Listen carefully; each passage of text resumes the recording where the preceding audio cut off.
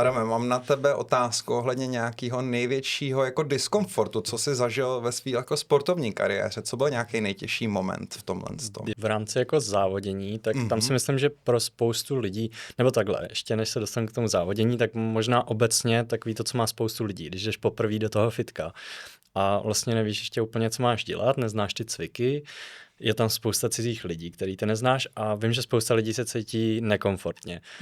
Já jsem v tomhle na začátku začínal s osobním trenérem, takže jsem tak nějak věděl aspoň, co dělám, tím, že mě to učil.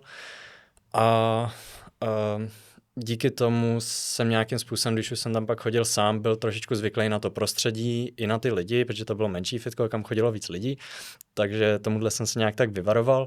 No a potom vlastně, když je člověk poprvé jako na té stage závodní a poprvé pózuješ, i vlastně ten čas předtím, než vůbec jdeš na tu stage a seš nervózní, tak tohle jsou takové věci, které občas můžou být těžký jako přejít.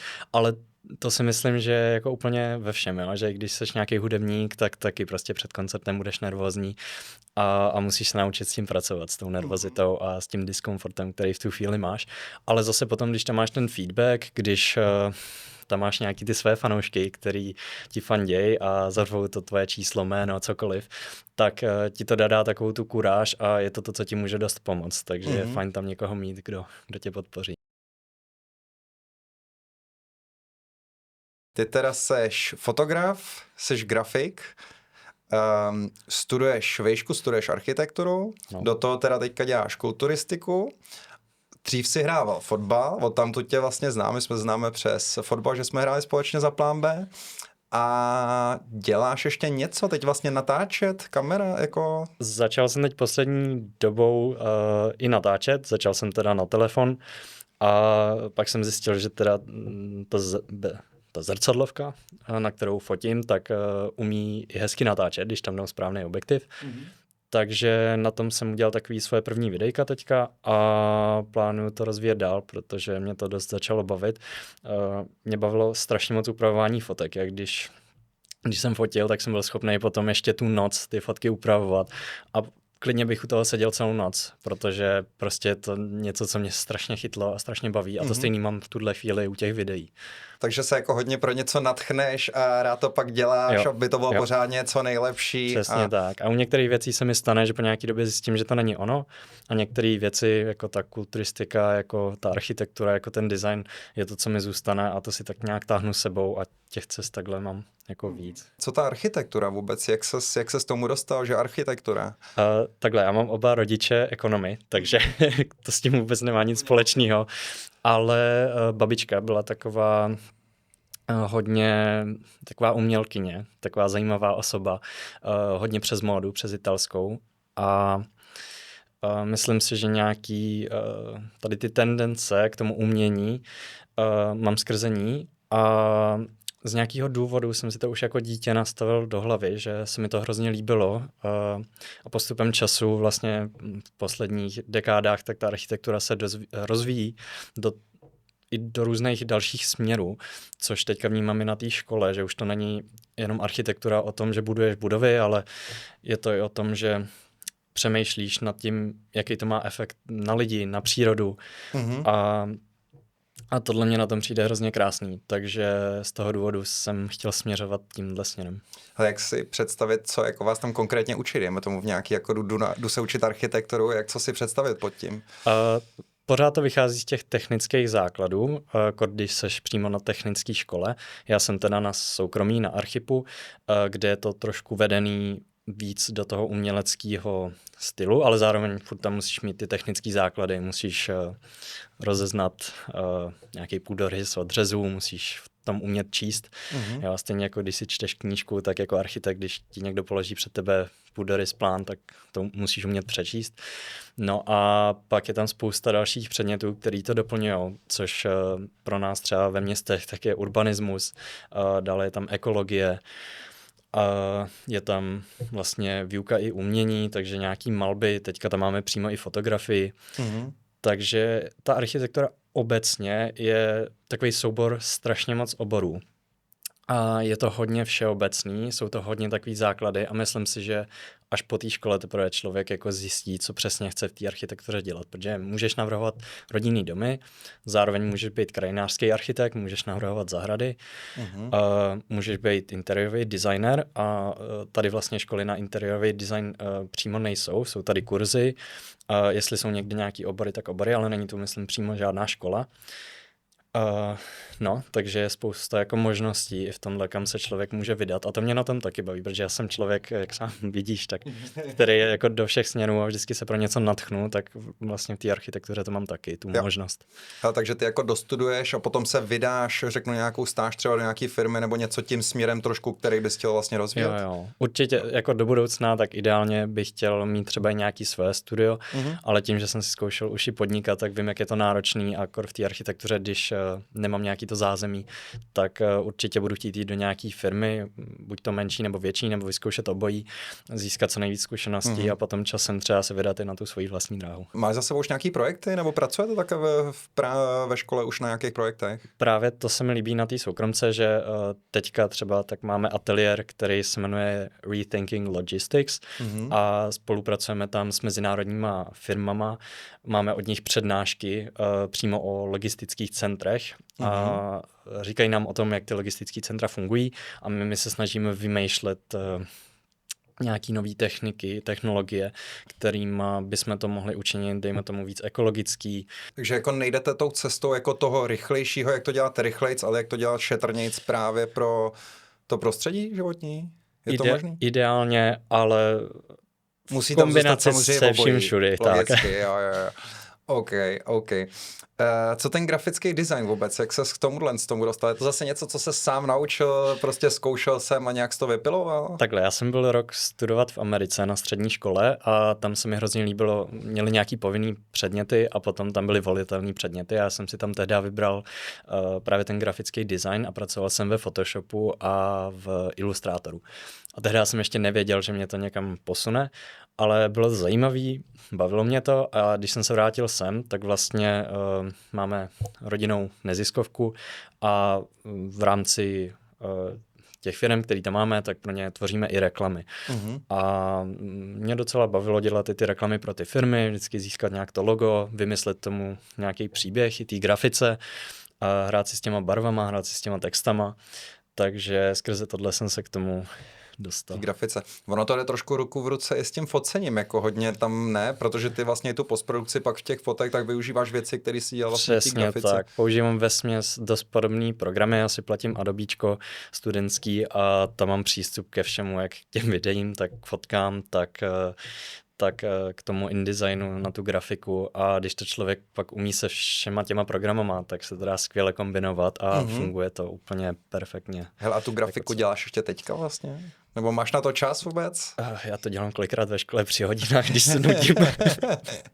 OK, jo. A to děláš teda nějaký, jako dejme tomu, zakázky si představit, nebo právě pro vás, pro tu neziskovku, nebo už za tebou chodí lidi, že potřeboval bych něco vymyslet? Já se snažím to držet primárně jako pro ty firmy, které máme v rámci toho našeho partnerství, protože když jsem dělal nějaký projekt jako sám na sebe, tak ta komunikace s těma lidma je náročnější, takhle když je tam víc lidí, kteří to komunikují i za mě, tak je to pro mě trošku jednodušší a nestrávím nad tím tolik času. Vyloženě udělám tu grafiku, pošlu jim návrhy, oni řeknou OK, nebo řeknou, hele, tohle tam ještě upravte a na tomhle stylu to funguje, takže je to rychlý a účinný. Hele, ty jsi zmínil partnerství, co si představit pod tím, nebo co to je, jako mě to nic moc neříká, teďka tak, jak to zmiňuješ. Tak pod tou neziskovkou, tak tam máme teď abych nelhal, ale desítky firem, se kterými spolupracujeme, pro který právě děláme různý druhy reklam. Měli jsme domluvený vlastně v televizi spoty, máme billboardy, máme teď několik časopisů, děláme webové stránky, děláme tu grafiku, děláme fotky, videa, takže jsme tam jako banda lidí, který každý dělá něco jiného a tak nějak jako pomáháme těm firmám. Takový sdružení, teďka budeme mít příští středu benefiční koncert, budeme tam mít Teresku Maškovou. Na to se taky velmi těším, budeme tam představovat jeden náš nový projekt, který teďka máme, ještě bohužel nemůžu zveřejnit, co to bude. Hele, co si představit pod neziskovkou? Jako neziskovka znamená nedělám zisky. Znamená to, že máte nějaký honorář vlastně za tu práci, co děláte? děláte? Že to neděláš vlastně ve svém volném čase? Jo, tam je takový komplikovanější systém, já nejsem úplně na té špici, já tam dělám vlastně tu grafiku především, takže v tomhle teď ukážu svoji neznalost, ale nevím úplně, jakým přesně způsobem to tam funguje. Nicméně třeba na tom benefičním koncertu, tak vlastně tam jsou peníze od těch firem a ty peníze jdou třeba na nějakou dobrou věc, což v tomhle případě tak tam máme pavilony z Bohnic, máme tam výlety pro školu, takže se předávají vouchery vlastně tady na tyhle věci a vlastně funguje to většinou, myslím, takovým způsobem, že to je skrze ty firmy, že oni mají tu reklamu, kterou my vytvoříme a oni těma penězma vlastně pomáhají někomu. A samozřejmě tak my z toho máme jenom to za tu naší práci, ale není tam, že bychom si z toho brali nic navíc, ale prostě jenom to, co vyloženě fakt jako odpracujeme. Rozumím, jo. Takže vlastně to není tak, že ta firma by byla právě zisková, ale pojďme zaplatit ty lidi za ten jejich čas, co pro nás dělají a ta přidaná hodnota, co vznikne navíc, tak vlastně předáme na tu dobrou věc. Ale co se týče těch financí, tak tam já naštěstí tohle řešit nemusím, to právě tím, že rodiče jsou ekonomové, tak ty tomu rozumí, ale já jsem spíš takový ten přes to umění. Děláš vlastně i focení, teda ses dostal. Kdy vzniklo focení, že jo? Focení jde ruku v ruce s kulturistikou hodně. Dělal si to už i předtím vlastně, než jsi začal, než se spustil do kulturistiky? Já jsem první kameru dostal ve 13 letech a tehda jsem fotil všechno možný, pejsky, tamhle co pobíhaly na ulici, kytičky a tak nějak jsem se učil vůbec s tou technikou, jak to funguje. Když jsem začal cvičit, tak jsem začal fotit i ty lidi, co cvičí a teďka už je to primární, co jakoby fotím. Takže tam byl taky nějaký takový jako postupný progres. Vlastně i to upravování. Z začátku jsem třeba měl rád jako čistý raw fotky bez úprav.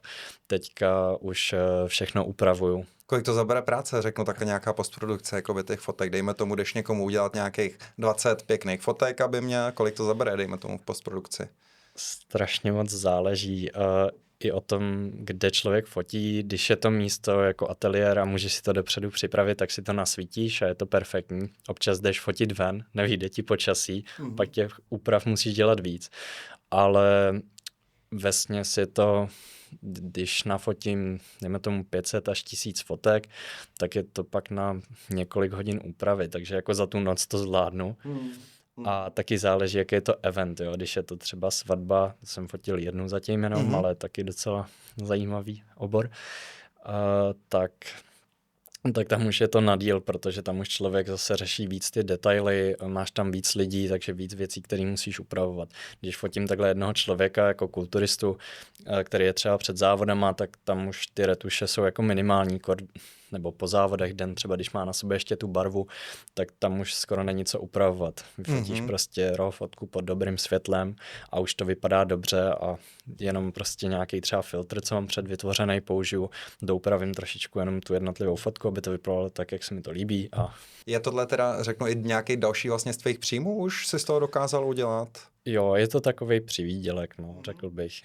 Není to nic stabilního. Vlastně, když to tak vezmu, tak veškerý svůj příjem tak jako rozkouskovaný z těch věcí a většinou to funguje tak, že člověk tomu musí dávat fakt jako hrozně moc času, ať už dělá cokoliv. Takže já to mám rozdělený tak jako na období. I teď v té škole, tak vlastně ke konci, když jsou zkoušky, tak se zaměřuju primárně na tu školu a ty ostatní věci musím trošku povolit. Jo, teďka, když třeba začínal semestr, tak naopak jsem vystřelil víc třeba s tou grafikou, dělal jsem víc toho focení, jo, takže je to vždycky takový povolit, utáhnout a snažit se to vybalancovat. Nastavit si teda nějaký priority, že jo, takže řeknu v tom začátku toho semestru vydělám peníze na to, abych je nemusel vydělávat vlastně ke konci toho semestru. Pro to daný období si nastavíš to, co je pro tebe důležitý a potom to přizpůsobuješ vždycky tak, aby ti to fungovalo. Vybíráš si teď chodíš na ty kulturistické závody, vybíráš si právě i termínově, aby ti to dobře zapadalo právě do toho studia a práce? Teď jsem si vybral úplně skvěle, protože mi to vychází s koncem semestru, jo? Takže v té největší dietě tak prostě půjdu na závody. To je největší hruza, no. Okay. Ale jsou to závody, které se mi líbily. Takže závody vybírám spíš to, kde se mi líbí, kde vím, že to bude stát za to, protože ty závody jsou relativně drahý a já si to chci hlavně užít.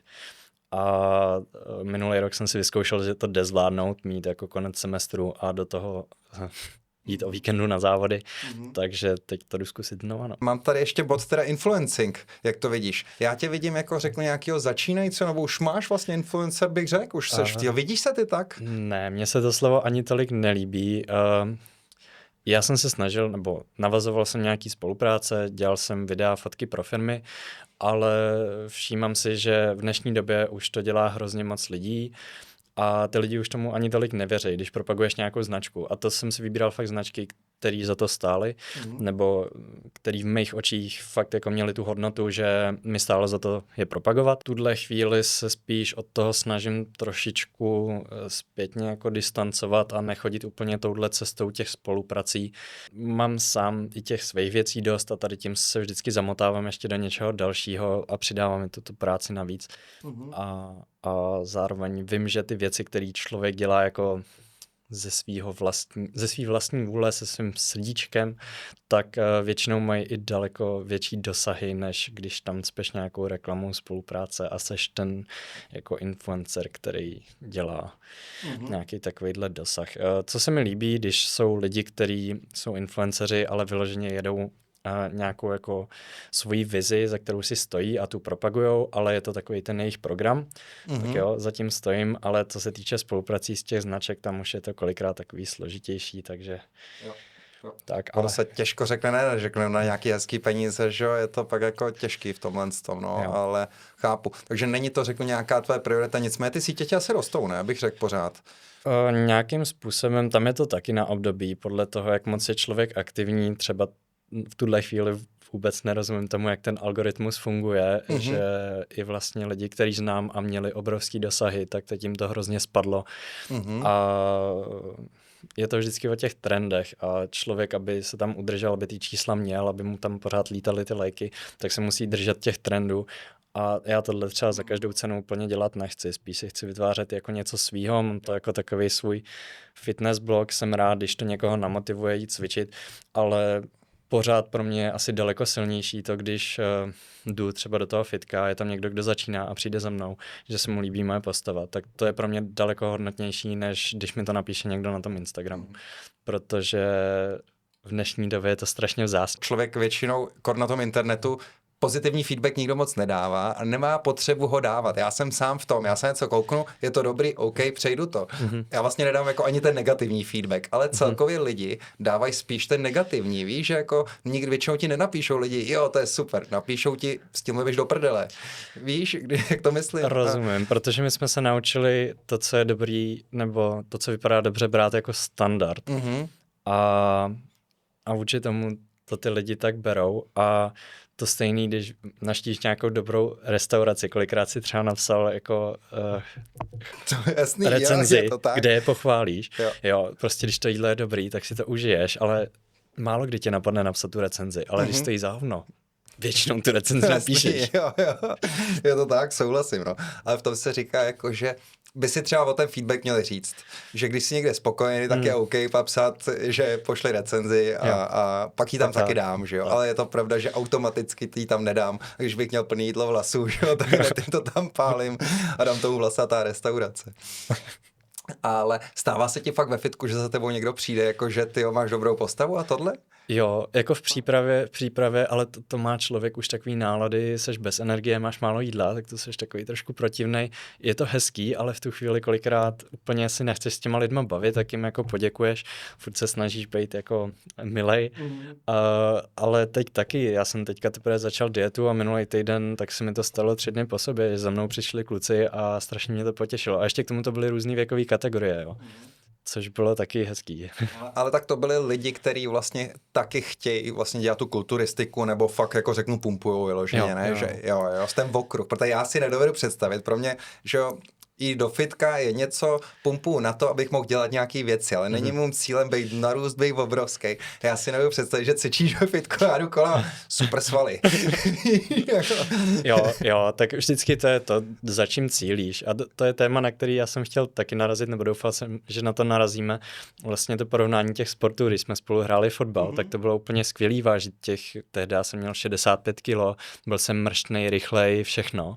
A teďka, když bych si šel zakopnout, kopat, tak jako jo, trefím ten míč, vystřelím jako silně, ale že bych jako nějak běhal, ta obratnost, už to není ono, jo, furt na to nějakým způsobem se snažím trénovat, protahuju se všechno, ale ta fyziologie toho těla už teďka není adaptovaná k tomu, abych byl schopnej mít jako tu obratnost a ta změna pohybu na tyhle věci, takže člověk vždycky musí trénovat na to, čeho chce dosáhnout, což je strašně důležitý si uvědomit, i když člověk začíná cvičit, tak vlastně zjistit si, co je vlastně účel toho tréninku, co tím chceš získat. Jo, jestli to jsou jenom ty svaly, jestli to je jenom ta hypertrofie a chceš ty kulturistické tréninky, anebo jestli chceš být schopný dělat i další věci a mít to spíš jako takový komplexní trénink a rozvíjet se ve víc směrech. Vlítnete na tu kulturistiku, je tohle přesně jeden z bodů, který tam i mám vlastně na tebe potom připravený. Ale jak ty jsi vlastně začal s tou kulturistikou? Vzniklo to, že ty jsi byl dřív hubenej a začal si chodit do fitka, že chci prostě posílit jenom a potom se stala nějaká obsese, když to řeknu, jako nějaký fakt, jako hele, nakonec tom chci bejt? Hele, já začnu úplně na začátku. A to je věc, kterou já jsem si uvědomil až teďka později a přijde mi to strašně zajímavý, protože v tom průběhu, tak já jsem na to úplně zapomněl, že něco takového bylo.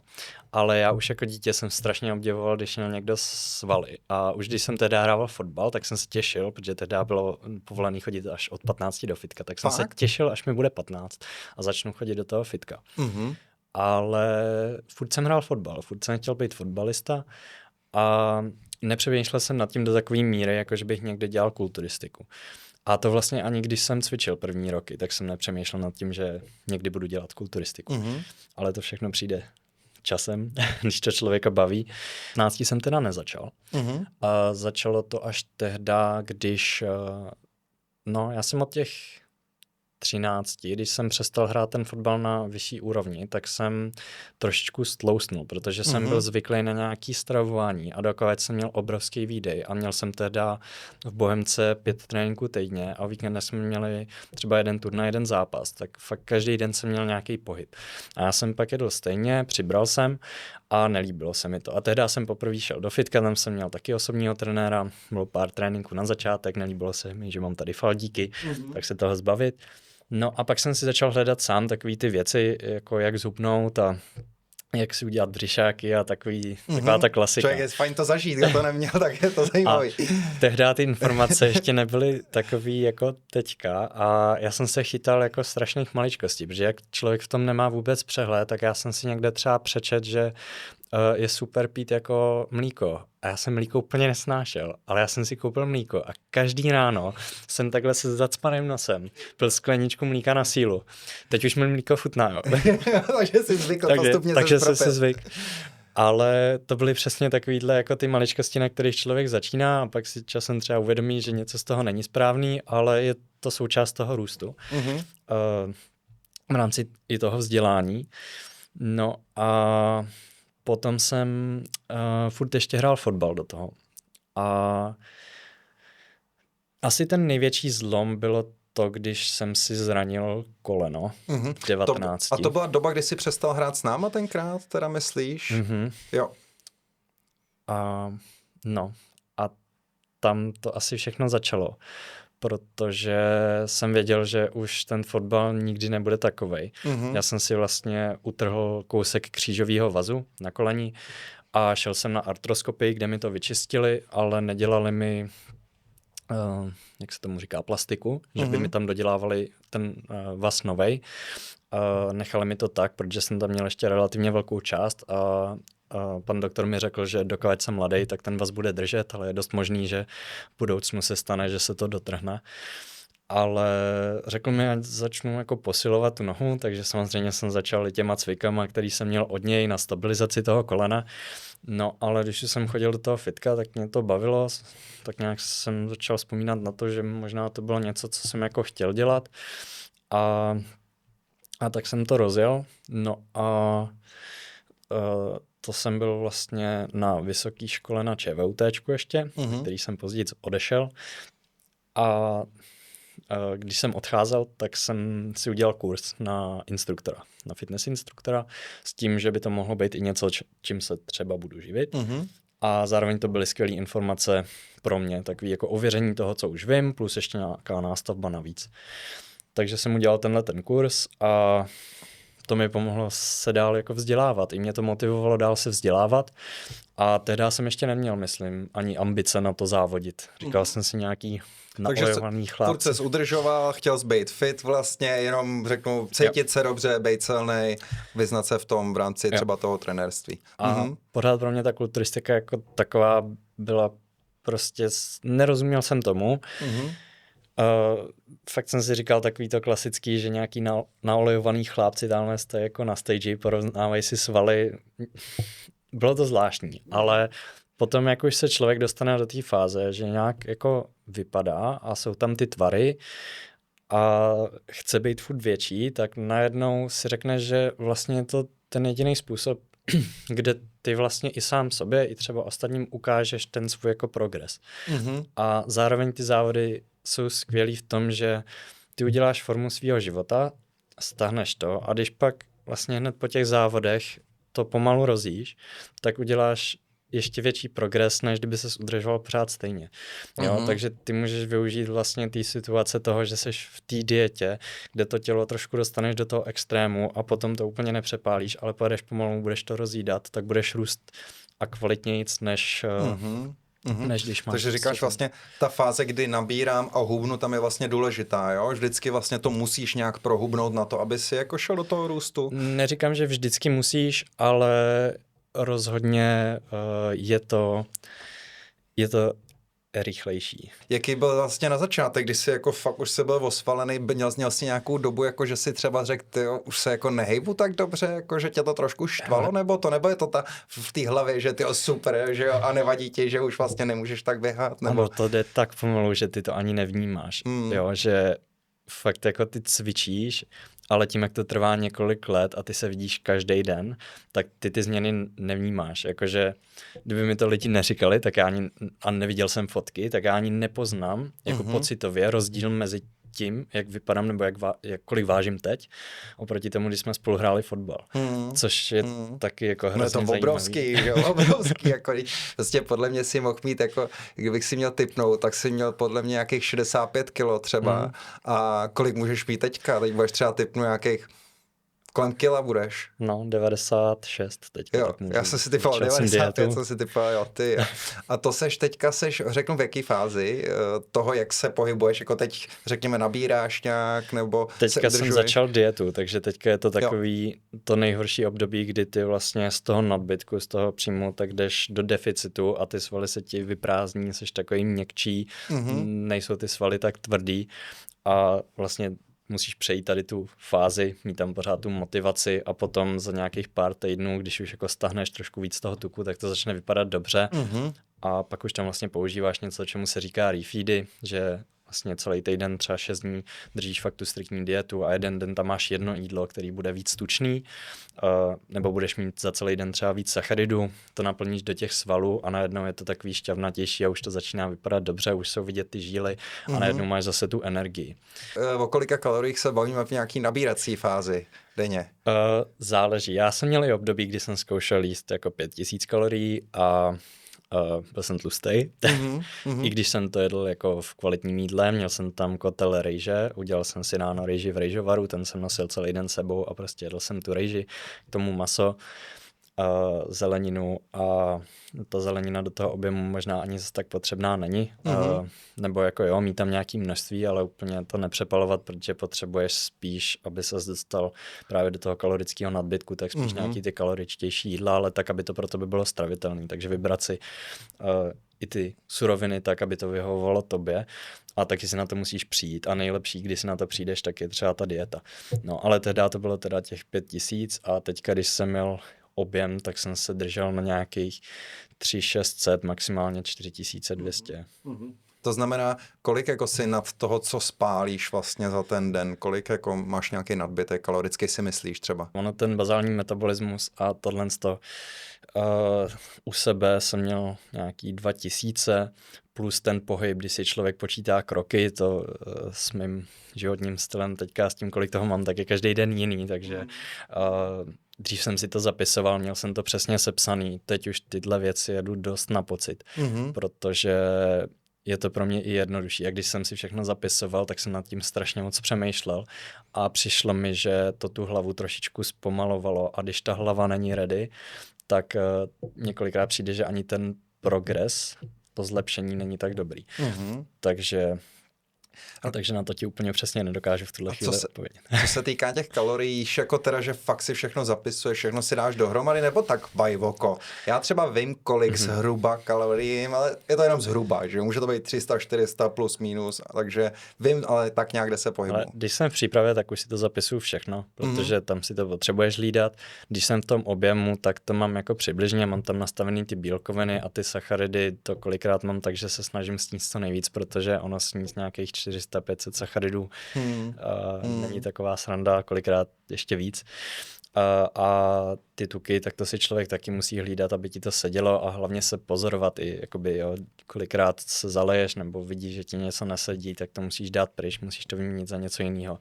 A tak nějak jako furt hledáš tu cestu toho, co ti bude sedět i v tom počtu těch kalorií a v tom jídle, taky záleží na tom období. Jo. Lidi kolikrát, když jsou ve stresu, mají vyplavený ten kortizol, tak se kolikrát zalejou, nebo kolikrát ve stresu nedokážou jíst, nebo naopak jí ve stresu až moc, mají větší chutě na to sladký. Takže s tímhle vším člověk v rámci celý té přípravy, i toho objemu, i toho hubnutí třeba, tak musí se naučit pracovat. A je to fakt běh na dlouhou trať, protože těch věcí, které se ti tam jako dějou s tím tělem, tak je hrozně moc. Co se týká vaření, jako musíš si ty vařit sám, nebo vaříš se jako primárně to jídlo, nebo jako jdeš třeba klidně, hele, mám přípravu, zajdu si tady do restaurace na jídlo, to podle mě neexistuje, ne? Vůbec, v té přípravě už ne, tam už fakt jako doma dělané jídlo s tím, že tam si jako vážíš třeba na lžičku olej, vaří mi dost přítelkyně teďka, moc pomáhá super k té škole, takže za to jsem vděčnej. Nicméně, když jsem předtím byl sám, tak to bylo tak, že jsem si každý večer prostě vařil těch 5 jídel na ten další den. Další den ráno jsem si přivstal. 5 jídel na další den. Jo, no, to jsou ty krabičky a pak bylo ještě pár jídel navíc k tomu. A že třeba v objemu, tak já jsem to měl rozdělený na 11 krabiček. Jo, že ráno vajíčka, potom vlastně těch 5 hlavních jídel, kde jsem měl to maso rozdělený, ty bílkoviny. Pak jsem tam měl ještě ten proteinák po tréninku, rejžovou kaši třeba před tréninkem, rejžovou kaši po tréninku a na večer ještě tvaroh. Jo, takže ono. Koukají si někde lidi jako na tebe divně, on už zase jí, už jedl před hodinou, ale ono zase s tím, jako co děláš, tak je vidět, že posiluješ, že pravděpodobně to, že to potřebuješ, takže lidi se asi nedívej tolik, ne? Nebo... Mně přijde, že v dnešní době už to dělá tolik lidí, že už to není takový jako dřív a i třeba ve škole, když jsem tam jako začínal, tak ty první týdny já jsem se všech učitelů zeptal, jestli je v pořádku, že budu jíst 3 hodiny, protože já jsem měl nastavený, že jsem jedl každý 2 hodiny, jo, takže mi zazvonil budík prostě ve 12, vydal jsem si krabičku, začal jsem jíst ve 2 hodiny zase jiný, ve 4 znova. A ty lidi ze začátku tak se mě ptali se mě, že co tam máš v té krabičce a proč jíš takhle často a tohle. A teď už spousta lidí si tam nosí krabičky do té školy, jo. Což se mi taky hrozně líbí, že to jako inspirovalo. Polovina z nich tam začala cvičit, což je taky úplně skvělý. Neříkám, že to je kvůli mě, tím se nechci chvástat, ale že se mi hrozně líbí, že v dnešní době je to takový přirozený pro ty lidi, že cvičej, že se hejbou, že řešejí tu stravu. Takže v tomhle si myslím, že je obrovský posun obecně. Jo.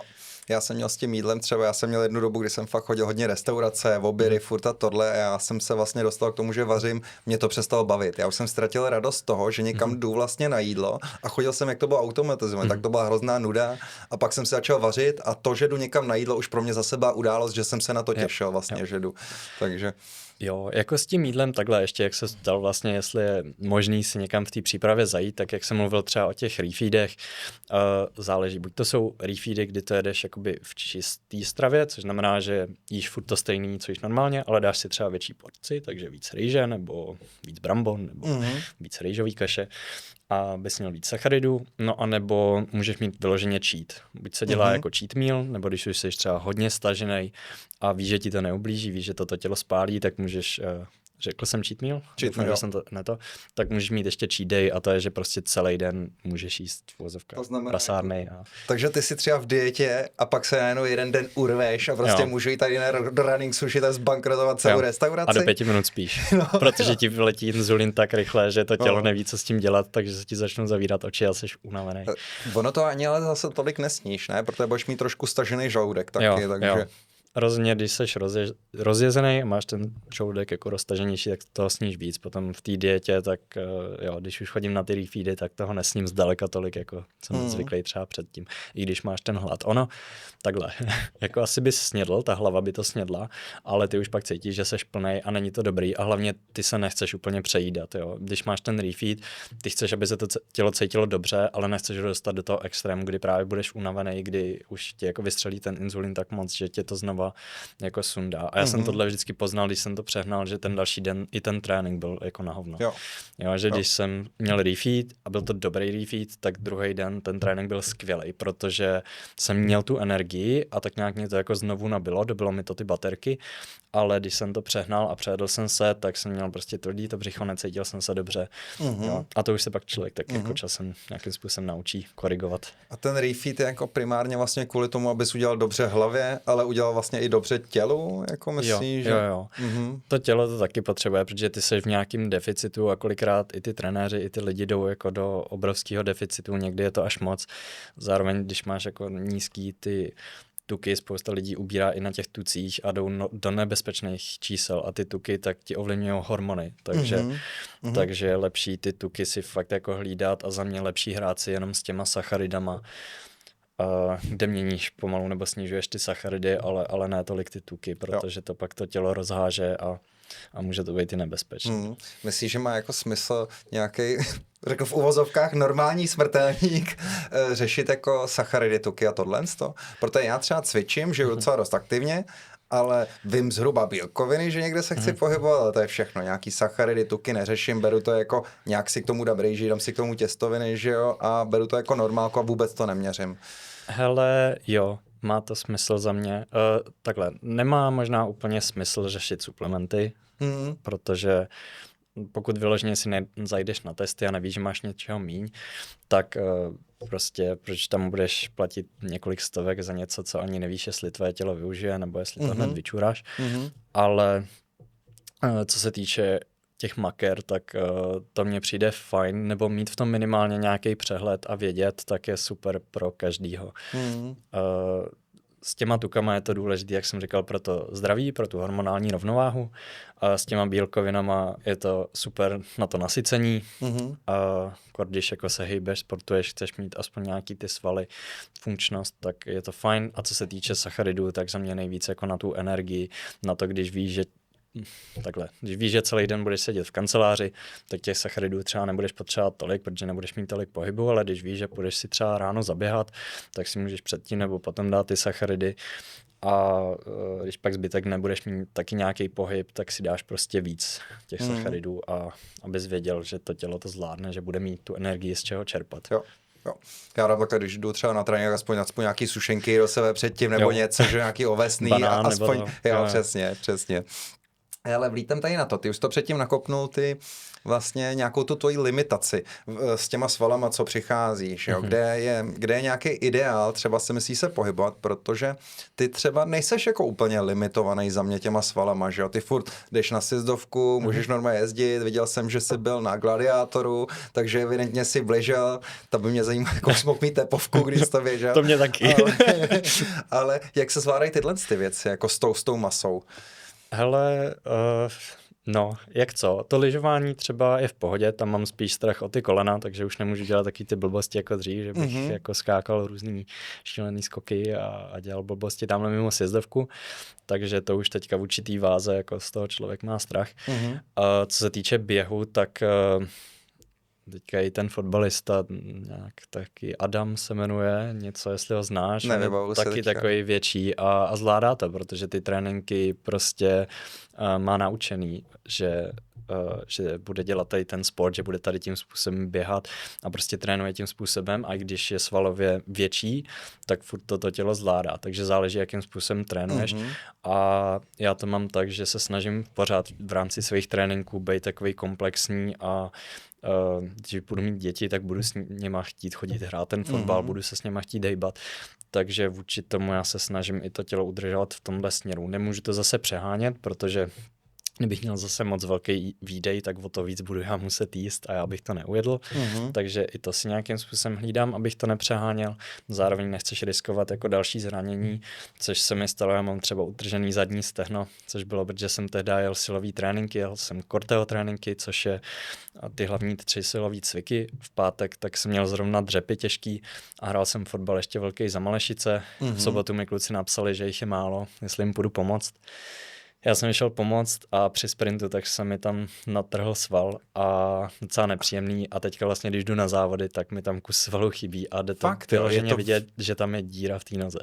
Ty krása. Fakt je to znatelné. Takže na tohle si pak člověk musí dávat pozor. A tohle, kdybych vážil míň, tak se nejspíš nestane, kdybych jako neměl ten den předtím ten trénink. Takže tohle jsou věci, na které pak člověk musí myslet. No. Takže nějaký ty limitace tam jsou, ale nemusí být. Pokud trénuješ tím správným způsobem, pokud nad tím přemýšlíš, tak si to můžeš nějakým způsobem uhlídat. Jo. Nikdy nevíš, co se stane, ale můžeš aspoň preventivně nějaký věci udělat pro sebe, aby ses nezranil. Chodíš si jako třeba, že si dovedeš představit, si pojď zaběhat? Jen tak jako to? Mě to dřív hrozně bavilo. Teďka to není tím, že bych jako nechtěl, už mě to tolik nebaví a hlavně já jakoby v přípravě tak se snažím tu tepovku držet tak, abych chodil na spálení tuku. Takže většinou je to pro mě lepší v tom fitku na tom páse. To taky dřív jsem nechápal, proč lidi chodí ve fitku na páse, proč se nejdou projít ven. No ale když seš v té přípravě, tak ti to dává smysl, protože tam si krásně držíš tu tepovku, seš tam prostě v tom teple a děláš to kvůli tomu sportu, kvůli tomu, že pak půjdeš na tu stage a děláš to kvůli tomu, že se chceš jako podívat na to okolí a jít někde v přírodě a to. Takže tohle se mi taky změnilo spousta tady těch pohledů s tím. Cílená chůze vlastně. Takže proč to děláš. Takže k té otázce teďka už to nemám, jako že bych si jenom tak šel zaběhat, ale dřív jsem běhal rád, ale to jsem neměl ty ambice na to závodění. Jo. Ale takových, jakoby v té kulturistice není to zas docela. V kulturistice je takový, že jako kulturista je podle mě, tak já si to představuji jako že amatér, tak já mu řeknu, pojď si zaběhat a on jako ví, že není to běžný, ne? Že bývají jako agilní, že se dokážou tak dobře hejbat. Řekl bych, že určitě budou výjimky, ale... Ale pokud je to kulturista, který vyloženě chce jako závodit a je to jeho cíl, tak proč by měl dělat nějaký věci navíc, které budou zpomalovat ten jeho progres. Jo, pokud je to člověk, který chce nějakým způsobem růst, chce se zvětšovat, chce být silnej, ale zároveň se chce i víc hejbat, tak jako nejspíš bude trénovat všechny ty věci, protože je chce, že jo. Ale většina těch velkých kulturistů jak jsou vyloženě, že chtějí dělat tu kulturistiku a prostě to ostatní by je zdržovalo v tom zlepšování se. No jasně. Kulturistika neodmyslitelně patří, že jo, focení se a tyhle ty věci. No je to rozhodně, že jo. Podle mě každý kulturista se fotí a jde to s tím v ruku v ruce. Podle mě nemůže být vlastně kulturista a nefotit se. A bylo tohle třeba i pro začátku pro tebe nějaký zvláštní fotit se, natáčet se u toho, jak cvičíš a tak? Mně to asi nevadilo. Ono hlavní důvod, proč, nebo nevím, jestli u všech, jo, ale hlavní důvod, proč to ty lidi dělají, nebo proč by to měli dělat, je kvůli tomu, že ty si nějakým způsobem jako trackuješ ten svůj progres, to svoje zlepšování se, jo. Když se pak podíváš na fotky pár let zpátky, tak vidíš, že si ušel nějakou cestu. Takže to je primární věc, proč je dobrý ty videa nebo i ty fotky mít. Podívat se zpětně na to, jak to vypadá. To, že už to dává někdo na Instagram a má z toho nějaký dosahy a motivuje tím někoho, získá tím nějaký spolupráce, to už jsou takový přidaný hodnoty navíc, který jsou taky fajn občas. Ale tohle, to, co jsi řekl, tak si podle mě většina lidí neuvědomuje. Ani já bych si to vůbec neuvědomoval. Na mě to je jenom jako ukazuju se, vlastně víš, že a já to stavím, já to dělám proto, abych byl větší a větší, tak se o to podílím s ostatními a vůbec jsem neviděl vlastně tu stránku, že pak já se můžu ohlídnout, jak jsem byl na tom, jaký byl vlastně progres. To si myslím, že je jedna z výhod tady toho sportu, že tím, jak to trvá dlouho, tak ty si vlastně začneš víc uvědomovat takovou tu dlouhodobost těch věcí. Jo, že už to vidíš jako ten běh na tu dlouhou tráť a řekneš si, tyjo, když teď každý rok budu přidávat fotku a potom to tady budu mít na tom Instagramu a takhle si budu scrollovat, tak prostě uvidím ten svůj progres a to stejný uvidí ty lidi a třeba jim dojde, že to jako není o tom, že začnu cvičit a za pár měsíců budu vypadat skvěle. Jo, můžeš mít úplně superovou genetiku, můžeš do toho vlítnout, mít jako vyhrát tu genetickou loterii v tom, že ti to fakt všechno sedne a můžeš za půl roku vypadat jako polobuch, ale většina lidí to takhle mít nebude. Takže většinou spíš bych jako očekával s tím, že to potrvá díl a vůči tomu je fajn přemýšlet nad těma věcma, jakým způsobem si to hlídat, nebo i tak pro sebe, nebo i pro ty ostatní. Hele, co tě na té kulturistice nějak nejvíc baví?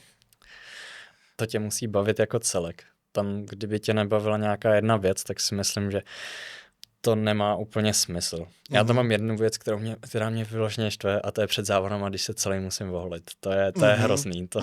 To nezávidím ženským, že si musí třeba oholit ty nohy, protože já se vždycky pořežu. A ono to pak strašně štípe. Co je příjemný, když si potom lehneš do toho povlečení, tak je to hrozně příjemný. Jo. Potom holení jako přímo. Jo. Ale jinak jako já vždycky trávím jako v té sprše třeba hodinu a motá se mi hlava a už to fakt jako nedávám. Jo, ještě jak seš úplně tohle je věc, která mě fakt štve, ale to se ještě dá překousnout. Ale jinak, co se týče té přípravy, co se týče hlídání toho jídla, co se týče těch tréninků, to tě fakt musí bavit. Já jsem se třeba bavil s lidmi a mně se v životě nestalo, že bych nechtěl jít na trénink. Jo, já to mám spíš jako v obráceně, že občas se musím donutit na ten trénink nejít, aby si to tělo odpočalo, že ta hlava chce hrozně jít, ale už cítím na tom těle, že prostě by to nebylo dobrý, že bych třeba mohl onemocnit nebo se zranit, tak se sám jako musím zastavit, ale pro mě je to fakt něco, co mě strašně moc baví a naplňuje, takže já tam chci jít a chci si ten trénink odjet. Super. A chodíš jako sám primárně nebo s někým cvičit? Většinou sám, ale často si i někomu řeknu, když už je to někdo zkušený, tak sparring, nebo občas mě poprosí někdo, kdo začíná, chce pomoct, tak jdu s nima s tím, že si buď to, když to zvládneme, tak si odjedu i svůj trénink, nebo trénuju s nima i s těma lehčíma váhama, dám si třeba víc opakování, mám to spíš jako takovej pumpovací trénink, jo, takže vždycky najdem nějakou jako tu společnou cestu, jak si ten trénink odjet, tak aby to vyhovovalo oběma stranám. Mě právě, já když se potkám s tím, někdy se nechce třeba na trénink, je to většinou sám. Mě to nebaví moc samotnýho. A mně stačí jen parťák, se kterým tam, ono je jiný, jakoby to, co dělám já, tak já to říkám jako víc utrpení, je tam víc kardia, jedu hodně ty stroje, kolo a tyhle ty věci, tak je to hodně jaký nepříjemný. Přitom, když jdu jako cvičit silově, tak mi to není tak nepříjemný. Ty si tam unavíš ty svaly, ale nedostaneš se do té tepovky, že ji tak vystřelíš, bych řekl, a protože teď třeba, když chodíme, jak 50 minut cvičíš v kuse vlastně bez pauzy a je to fakt náročný. A reálně ten můj parťák tam je jenom se mnou a jede si to svoje. My máme oba sluchátka v uších, vůbec se nebavíme, ale stejně je mi to příjemnější, než jít vlastně sám. Jo. Ale ono to taky trošku asi funguje a myslím si, že spousta lidí to tak má, že oni radši jdou do toho fitka, protože ví, že tam jsou ty ostatní lidi a tak nějak jako když podvědomě víš, že tam ty lidi jsou, tak tě to donutí víc makat, než kdyby si cvičil sám, měl si tady třeba pás doma a běhal bys, tak tamhle, nevím, pípne telefon a ty půjdeš radši k tomu telefonu. Když se to stane ve fitku, tak jako furt máš v hlavě, co když se teď někdo dívá, já jsem to nedojel, co když mi to počítal, víš, a už máš takovýhle myšlenky, takže tě to trošičku donutí. Tohle to asi může být fajn. Když je to člověk, který ho znáš, tak já jsem v tomhle byl vždycky strašně soutěživý, takže vždycky, když jdu jako s někým, koho znám, tak mám tendenci jako se s nimi, když jdu s většíma klukama, který prostě jsou obrovský a jako zvedají víc jak já, tak se snažím nějakým způsobem se jim jako vyrovnat. A je to takový motivující, no. Zase když jdeš s někým, kdo zvedá méně nebo to, tak zase se snažíš motivovat jak těm lepším výkonům, nebo jim dopomůžeš, jo, i v rámci těch silových cviků, i v rámci, to může být těch cviků, nevím, jestli jsi říkal na tom kole nebo na tom páse, takže se hecnete třeba o těch pár minut navíc, když tam seš sám, tak je to jako těžší se hecnout, no.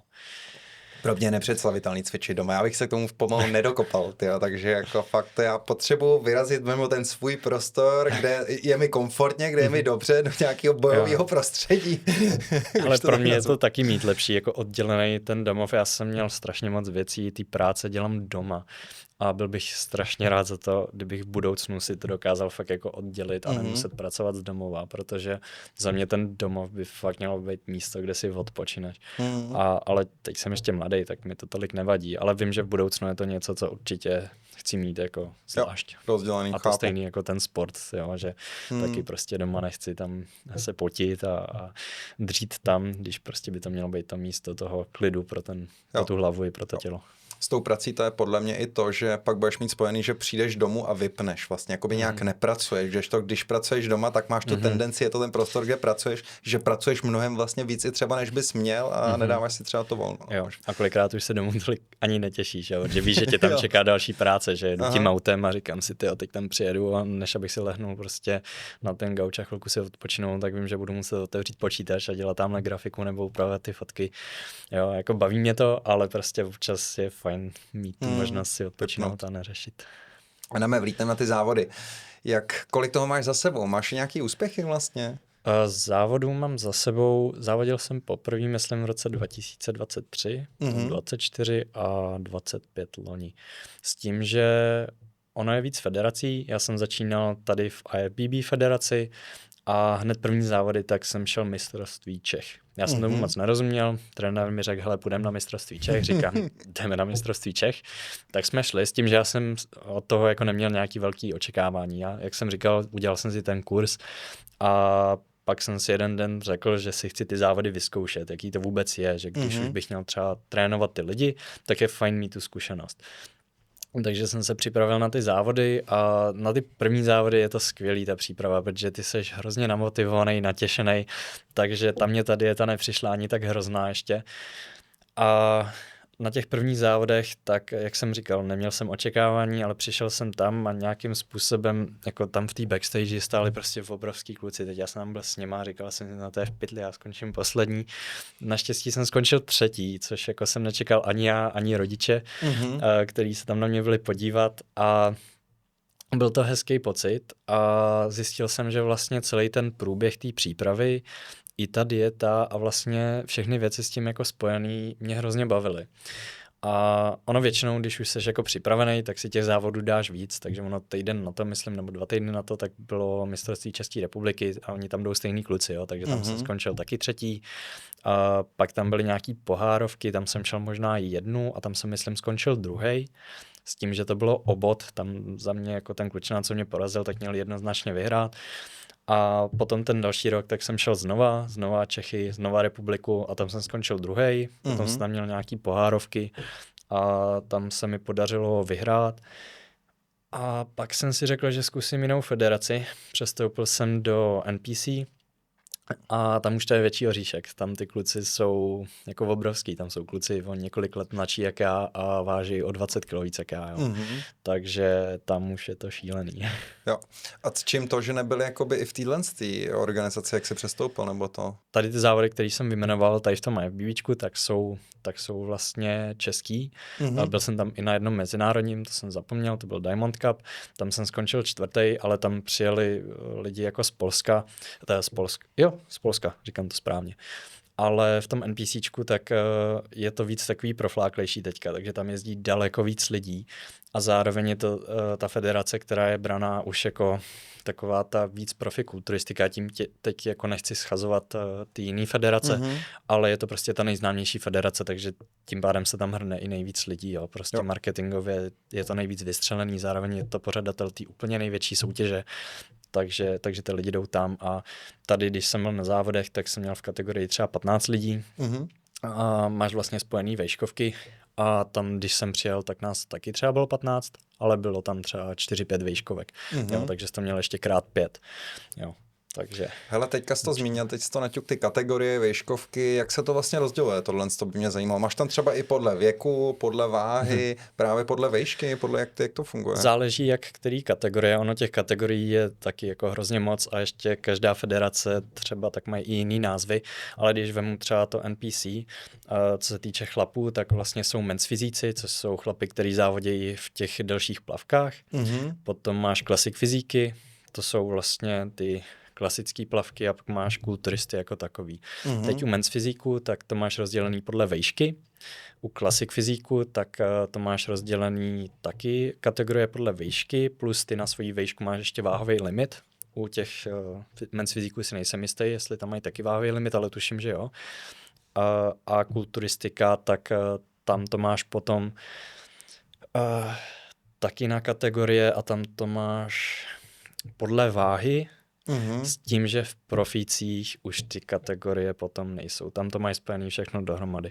Takže kdyby se podíval třeba na závody, co byly tady, Evels, loni na konci roku, tak tam byl Samson Dauda, který má skoro 2 metry proti Martinu Fitzwaterovi, který má, když to přešnu, 1,50 m. Prostě vidíš tam obrovský výškový rozdíl. Oba profíci a třeba ten menší porazí toho většího. Jo? I když by si řekl, že ta kulturistika je o té velikosti, ale ono jde i o tu symetrii, o ty proporce, o tu vyrýsovanost těch svalů a všechno dohromady. Takže v profících tam už jdou všichni proti všem. Jo. Ale v amatérech máš rozdělený ty kategorie a to primárně kvůli tomu, že těch lidí je strašně moc. A vlastně výherci většinou těch kategorií tak potom jdou ještě proti sobě.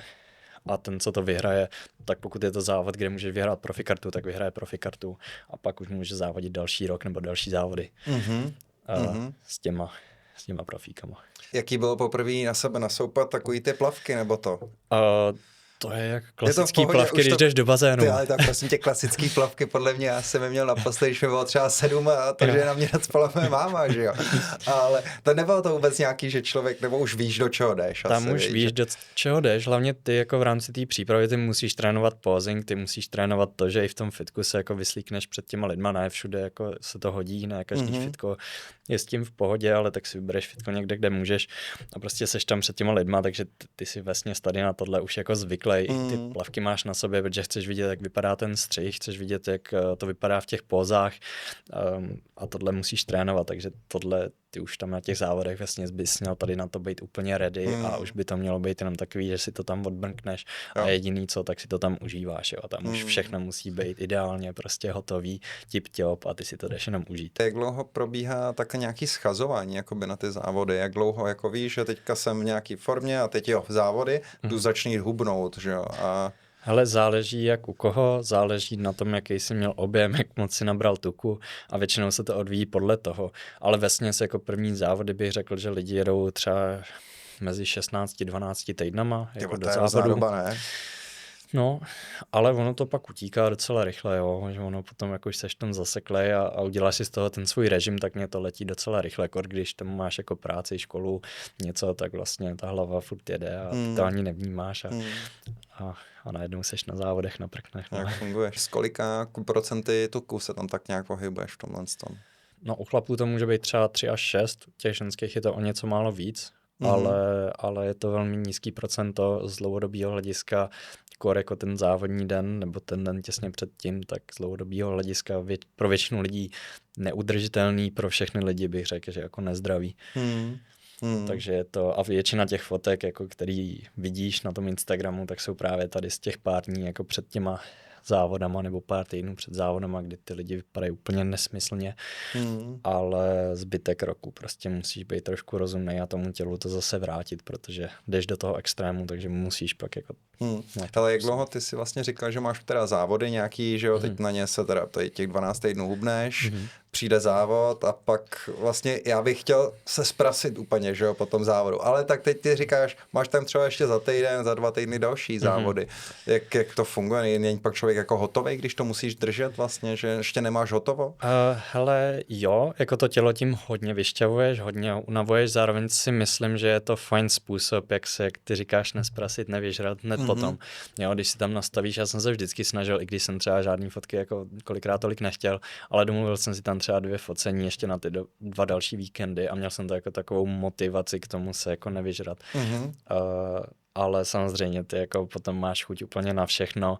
U někoho je to větší extrém a někdo si sepisuje dokonce jako i plány, co všechno bude jíst a tak. Ale tohle je dobrý, když už jako máš tu hlavu nastavenou v té dietě, tak mít ji nastavenou i po těch závodech, protože to je asi to nejnáročnější období, co se psychiky týče. Po těch závodech, jo? Protože, jak jsem říkal, ty jakmile vystřelíš, že jo, třeba ty tuky nahoru, ta citlivost na ten inzulin, když tam jako narveš tolik těch sacharidů, tak to tělo to prostě nebude dávat, zaleješ se strašně rychle. A když to pak vidíš v tom zrcadle, před týdnem si měl prostě formu svýho života a týden na to, tak seš nejtlustější, co jsi kdy byl. A teď to jako přijmout v té hlavě, takže tohle člověk si tím občas musí projít, poučit se z toho a prostě taky naučit se to hlídat. Je fajn mít toho trenéra, který ti s tímhle taky pomůže, nebo minimálně někoho, s kým to budeš konzultovat, ale často se dělá reverzní dieta, že vlastně postupně navyšuješ zpátky a to je to, co jsem říkal, že je i skvělý způsob, jak nabrat nejlíp tu svalovou hmotu, nebo nejlíp, nejrychlejc. Jak funguje to odvodňování u tohohle z toho? Odvodňujete bombu, ne? Nebo... Jo, takhle, když uděláš formu, tak znám lidi, takhle, ono se tomu říká superka, vždycky jdeš jako nějakou formu superkompenzace a to je, součást toho je i to odvodňování.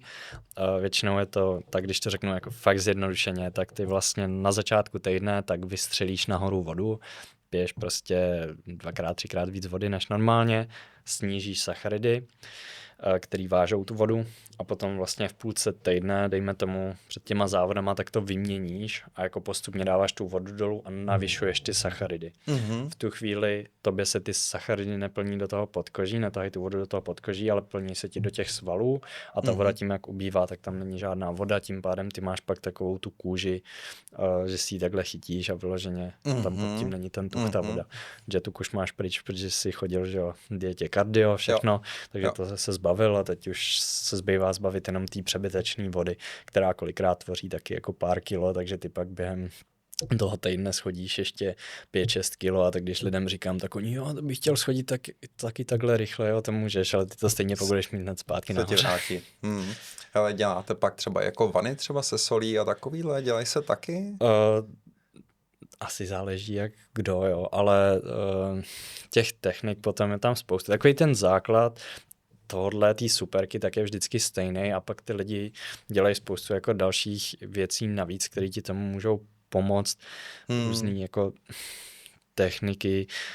Asi sauny, že jo, tohle by mohlo pomáhat teoreticky. Jako to je většinou, když chceš udělat jako tu váhu, protože v té kulturistice nebo jako classic fyzik máš ten váhový limit, takže pak využíváš tady těch věcí ještě, aby ses jako dovytahnul nebo doodvodnil a prostě fakt se toho zbavil, nebo kolikrát ty lidi se vlastně vážíš buď to den před tou soutěží, nebo to ráno před tou soutěží a když ty lidi neudělají tu svoji váhu, tak pak jdou ještě třeba obíhat jako tu halu, jo, sportovní, aby prostě to vypotili, anebo prostě na záchod a snaží se vyčurat co nejvíc vody ještě zvládnou, aby udělali tu svoji váhu, takže i takovýhle věci se jako kolikrát dějou.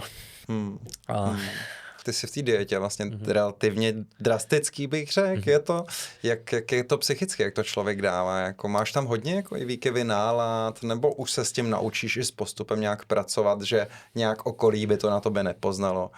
Ty nálady tolik nevnímáš. To vnímá tvoje okolí. A jak to vnímají? Zvykli si. Jo, je to fakt, že člověk má hodně ty výkyvy. Ale prej je to znát, no. Jakože já to na sobě fakt za tolik necítím, že bych se změnil. Občas cítím, že jsem unavenější a mám pocit, že jsem jenom unavený, ale ty lidi mi pak řeknou, ty jsi byl i jako dost nepříjemný, nebo to, ale ty to tolik nevnímáš, no, ale je to tím, že máš prostě málo jídla a když si vezmeš jako miminko, když nemá jídlo, tak ti začne brečet a ty nemůžeš brečet, tak jsi prostě nasranej. No. Jo, to jídlo si děláš teda i v té dietě, furt si vlastně vaříš, takže máš ty vůbec někdy, kdy si nevaříš, jako jestli řekneš právě po těch závodech, jako, že si řekneš, jdu to napálit. Po těch závodech je ideální třeba na to jedno jídlo si dát a jako tím si to užít, to si dát jako za tu odměnu, ale pak znova najet ideálně do toho režimu, aspoň na nějakou dobu, aby to tělo se srovnalo a pomalu to navyšovat a dostat se na ten jako v úvozovkách normální příjem. A potom většinou, když jako závodíš, chceš závodit každý rok, tak máš jako ty fáze. Máš tu dietu, máš objem a máš úplně off fázi, kdy právě si jako dáváš, co chceš. Většina lidí, kteří jako cvičí, věnují se tomu delší dobu, tak i v té off fázi se nějakým způsobem udržují, je to stejný, ale když prostě se objeví na stole svíčková, tak si dáš svíčkou. Nevadí. Takže... Jak to přijímalo vlastně tvoje okolí, takhle jako tvojemu rodina a to, že někam přijedeš a ty tam přijedeš s krabičkou, že jo, předpokládám, ne? Ze začátku, no kdyby jenom s krabičkou, já jsem si vozil s sebou i kontaktní grill a rýžovar, jo, takže to byly až takovýhle na hotelu, jsem si tam, a tam zásuvka a teď nechtěl jsem jim to tam čmoudit, že jo, protože jsem si dělal losos a nechtěl jsem jim to tam vykouřit, tak jsem šel ven, jsem si zapil prodlužku normálně a za dveřma, tak jsem si tam na zemi dělal lososa, jo, takže fakt někdy až takovýhle extrémy, ale ty lidi si zvyknou a ono, když jim to člověk jako řekne s humorem, vysvětlí to, tak jako spíš jsou to takový zážitky, než by je to štvalo, doufám teda. Ježiš, tak to je skvělý. Já vidím, jak člověk přijedeš k přítelkyni rodičů. Tohle Adam, tady si nevařit rejži a dělat lososa. On si s náma nedá ty buchty, nedá. Ale tak lidi to asi pochopí, jako, když si to vysvětlíš. No. Ale je pravda, že jakoby takhle, ono ze začátku to je asi jako nejtěžší, když se ponoříš, což pro spoustu těch mladých kluků věřím, že tohle je fakt něco, s čím se jako perou. A já jsem to měl taky, že já jsem cvičil, byl jsem strašně dlouhou dobu ještě jako hubenej, protože jsem neměl najít úplně ten způsob, aby mi to fungovalo a byl jsem furt jako hubenej a dělal jsem ale už tady ty věci, že jsem měl ty krabičky a ty lidi se mě ptají a kolikrát to bylo i taky nepříjemný a oni to tak nemyslejí, ale řeknou ti třeba jako, že proč ty krabičky jíš, když to ani není vidět nebo tak a to jsou takový ty maličkosti, které se ti jako lehce dotknou, zároveň tě to motivuje, ale potom jako vidíš, že po nějaký té době, tak naopak mně přijde, že se to převrátilo v to, že ty lidi ti už teďka jako i zpětně píšou, ptají se tě na to, jakým způsobem mají jíst a tak nějak se ti to vrací zpátky. Jo, takže když už to jde na tobě pak víc vidět, tak o to víc to ty lidi respektujou. Ze začátku prostě to v tomhle má člověk těžší, ale to je stejně, když začínáš biznis nebo cokoliv. Prostě ze začátku do toho rveš peníze, je to dřina a prostě při nejlepším se ti to za nějaký čas rozjede. Tak v tomhle je to stejný, že vlastně ze začátku je to těžký, občas si vyslechneš něco, co není úplně příjemný, ale prostě časem musíš věřit, že to bude vypadat dobře a že najednou se to obrátí v to dobrý. Dokážeš jakoby posílit bez správného jídla, jako nabrat svaly, když to vemu? Víš, jakože pokud budu jíst fakt dobře, pokud budu jíst normální junk, nevím, co jím, na oběd zajdu do restaurace, tam si dám rejži a uho, že jo, jak se říká, večer si dám třeba párky, že jo, co mám doma, k tomu nějakou sváču. Dokážu i takhle, když budu chodit, jako vybudovat svaly? Jako řekl bych, že jo, ale nebudou vidět, protože když to bude prostě ten junk food, tak ty tam budeš mít i ten tuk, takže kdybys tam měl jako dostatečné množství těch bílkovin a cvičil si, tak věřím, že ty svaly vybuduješ i na tom špatném jídle, ale zároveň strašně moc tuku a budeš si zpomalovat metabolismus a bude pro tebe pak těžší to vysekat a vypadat dobře. Jo, takže ten důvod, proč to ta kulturistika, nebo to, když člověk chce jako svalově narůst, proč se to dělá tak, jak se to dělá, je protože je to ta jako nejideálnější cesta. No, takže i v dnešní době všichni se snaží najít tu nejideálnější cestu, ale vždycky to je o tom stejným a to je mít prostě čistou tu stravu a chodit cvičit a mít to pravidelně a udělat si z toho svůj režim. A o tom jako v základě to celé je a všechno ostatní, co lidi vymýšlejí, tak už jsou takové věci, které ti pomůžou s nějakýma detailama. Je to něco, co třeba tebe osobně může trošičku motivovat víc, ale nemyslím si, že by to bylo nic převratného, jako je ta samotná strava, jako jsou ty samotné tréninky. Pro ten svalový růst je jakoby hodně důležitý ten kalorický surplus prostě mít, myslíš? Určitě. Jo, já jsem měl jako dobu, jednu chvilku jsem docela mě fitko bavilo jeden čas, než mě přestalo zas bavit, že jsem furt chodil sám, protože ve dvou to nešlo, furt se s někým domlouval. Ale myslím si, že jsem jedl tak nějak to, co jsem spálil a vlastně jsem vůbec nenabíral hmotu. Byl jsem silnější, to jsem cítil, že váhy šly nahoru, ale vůbec jsem jako nenabral, když to řeknu, nezvětšil jsem se. Sílu vybudovat nějakým způsobem můžeš. Mě kolikrát i ve fitku překvapí, že tam jsou lidi, kteří jsou jako hubený a zvednou strašně velký váhy, protože na to ty svaly vytrénou. A mě to jako fascinuje, že vždycky jsem překvapený, že tam zvedají stejně jak já a váží o 20 kg míň a je to zajímavý, je to hezký.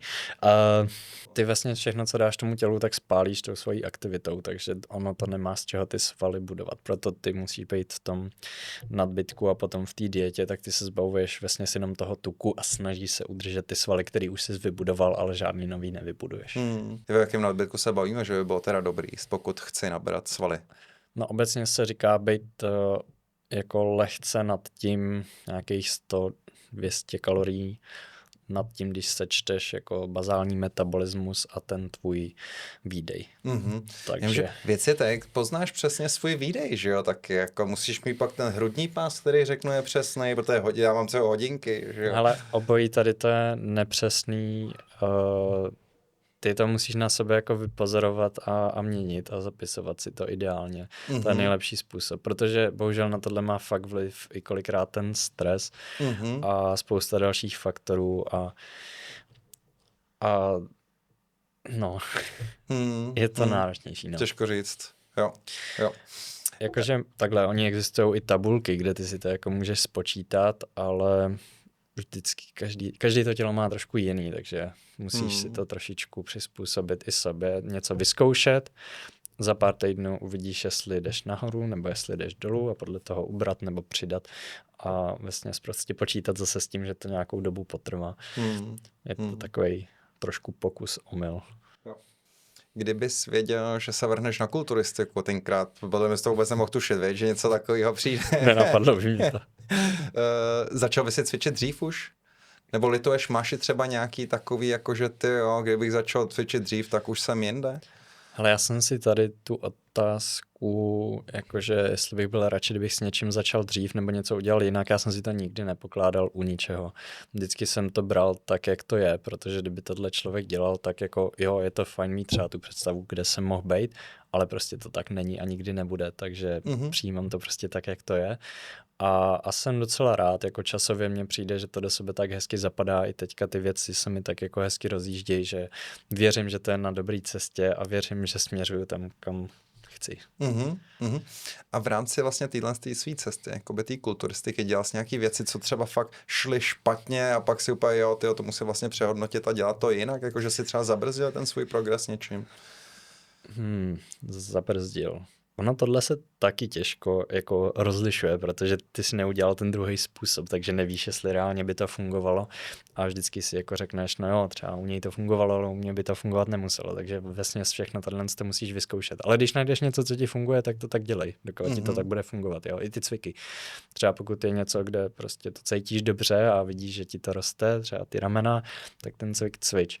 Pokud vidíš, že ti to nejde, tak ho zkus cvičit ještě nějakou dobu a pokud ani tak to tam nebude, tak je třeba asi nějaká změna. Jo, ale pokud mi něco funguje, tak bych to neměnil. Adame, máme to všechno asi, tam něco mě napadá. Napadá tě ještě něco? Ale klidně se můžeme sejít ještě někdy, ono si myslím, že jako probírat bychom toho mohli tolik, ale teďka jako ty základy a takhle si myslím, že jsme probrali. Tak jo, díky moc za tvůj čas. Taky děkuju.